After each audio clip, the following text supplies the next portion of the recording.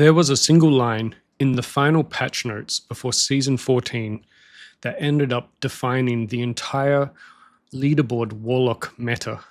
And I say this because nobody could see it coming. Nobody could predict Blizzard was going to make these changes based off the PTR results that we had. And it was this line here. Damaged increase from 8 to 11% to 20 to 30%. This singular change ended up propelling Hellfire builds to the top of the leaderboards from this very start of the season until now.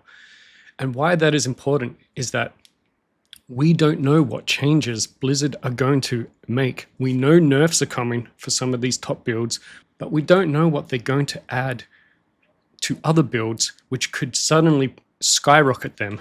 And a great example of that is Night Terror, for example. This is a build, an amulet for a build that really nobody really plays, but if they were to give it the same treatment as Moloch's, so instead of 11%, it went to 40%, and instead of being additive, it became multiplicative as Moloch's Beating Flame ended up, this would turn all Abyss top builds into probably the strongest builds of the season. So we don't know if that's going to happen, regardless of what they do with the nerfs to the Hellfire builds. Now, having said that, take any nerfs you see with a grain of salt, because it's obvious from Season 15, Blazing, Scream, and Sin builds and Apocalypse are going to get nerfed heavily, but they could do 5% of the damage that they currently did on the Season 15 and still clear Pit 150. So if you see heavy nerfs in the patch notes, the final patch notes, and suddenly all the content creators come out who maybe don't know Warlock that so great and go, Warlock was nerfed to hell, it doesn't mean that they're not going to be top builds or that they're not going to be able to clear 150. That may not happen. So don't pick yet. That's the only advice I have. I was planning to come into Season 15 PTR and make a video at the end saying what I think was going to be the builds to potentially be the strongest, but I came out of the PTR thinking there's no way in hell anybody could predict that. We don't know what they're going to do. It's obvious they need to make some changes, not just to Warlock in general, but to Splinters and Leoric's Crown. So it's just too soon. So don't set your heart on a build because you may end up getting a little bit heartbroken when the season starts and it is not so strong. And a lot of people may go, well, that's obvious. Don't ever pick your build. But it's not that obvious because a lot of people still played Lunatic at the start of the season expecting it to be rank 1 and it didn't get to rank 1.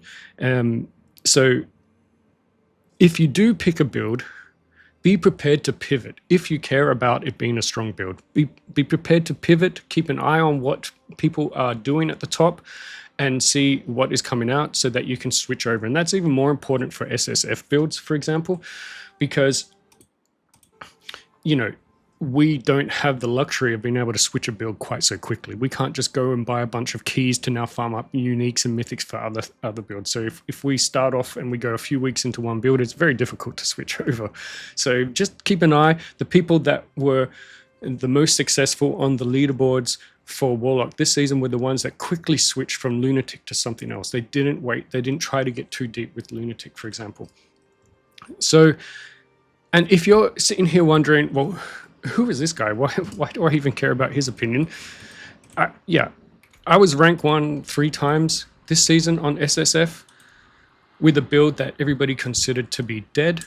It was an Apocalypse build. Nobody was predicting. Literally nobody was predicting Apocalypse was going to do any good coming into Season 14, and it did because of that change that they made at the last second to Moloch's. So let's keep an open mind when we're picking our builds and maybe subscribe to some of your favorite smaller content creators who are on the leaderboard, such as Tianchu, such as Uni, because these guys, they really care about creating strong builds, not just pumping out a bunch of builds, but creating builds that can compete at the highest levels. And Macro, for example, he also does amazing build guides and really gets deep into the math.